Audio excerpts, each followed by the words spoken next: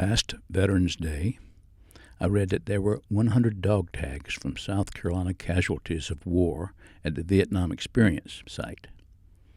It was set up like a MASH unit inside a well-guarded camp with armed bunkers, barbed wire fences, and machine guns on watchtowers.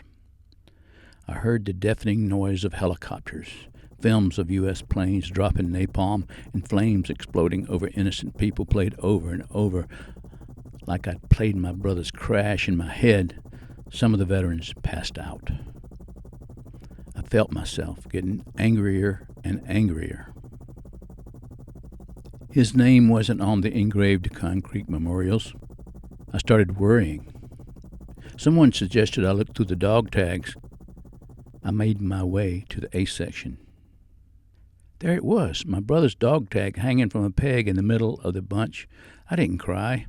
I was relieved. I served in Alaska, not in Vietnam, because two brothers couldn't be there at the same time. And Barry had told me in a letter, I fly medevac because I want to help, not hurt. Don't come.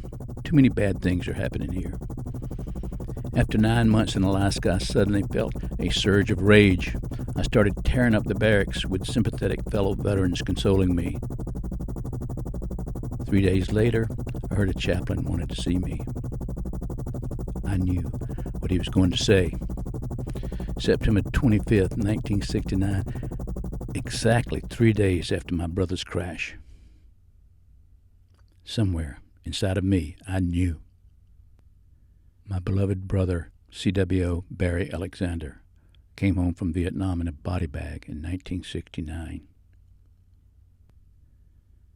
At his service, I cringed at the rifles going off. I wanted to get up and read his anti-Vietnam War letter.